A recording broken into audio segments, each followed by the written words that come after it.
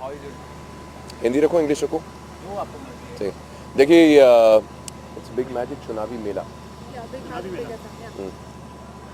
देखिए वैसे भी हिंदुस्तान में इस वक्त एक मेला लगा हुआ है और ये चुनावी मेला जो है जहाँ पर अलग अलग किस्म के अभिनेता नेता नए नए रूप रंग में रूप बना के बहरूपिये बनकर हम सबके बीच में आए हैं, उनमें से सही को पहचानने की ये जो जद्दोजहद है उसी का ये शो है, उसी पर आधारित ये शो है। और ये छोटे छोटे ये प्यारे प्यारे जो बच्चे आप देख रहे हैं, ये जो है ना, ये स्टार्स है हमारे हिंदुस्तान के। ये नौजवान पीढ़ी जो है, इतने छोटे छोटे से बच्चे, इनको तक के मालूम है कि किस तरीके से आपको वोट देना चाहिए कि नहीं देना चाहिए, है कि नहीं। देखो छोटे छोटे बच्चे बता रहे हैं वोट देने के लिए, हैं, और आप बस मूंछों पर ताव दिए जा रहे हो। लेकिन आज की जो हालत है, आपको लगता है कंफ्यूजन है थोड़ी, किसे वोट दे किसे नहीं दे?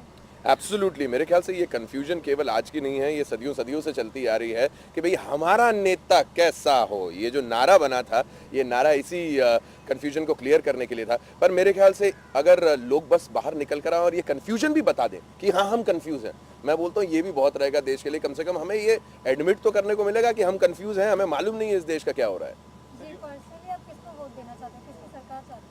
मैं पर्सनली किसी पर्टिकुलर पॉलिटिकल पार्टी के बारे में तो या उनका नाम नहीं लेना चाहूँगा, क्योंकि ऑन कैमरा किसी को फेवर इस तरीके से करने से अगर उसका कोई असर पड़ता है तो मैं वैसा असर नहीं पैदा करवाना चाहता। लेकिन मैं डेफिनेटली एक कॉरपोरेट गवर्नमेंट देखना चाहता हूँ। मैं चाहता हूँ कि एक जिस तरीके से एक कॉरपोरेट कंपनी चलती है जो सारे डिपार्टमेंट सारे एम्प्लॉयज़ को संभालती है, उसी तरीके से कॉरपोरेट लेवल पर हमारे देश को अगर मौका मिले चलाने का तो किसी कंपनी को देना चाहूँगा, सरकार से कहीं ज़्यादा।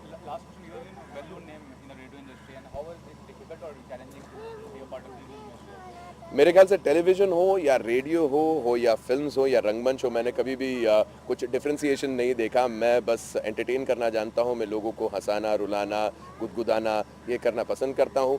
मैं कुछ प्रोफेशन नहीं करता, ये मेरे these are not my profession. मैं शौकीन आदमियों केवल शौक पालता हूँ।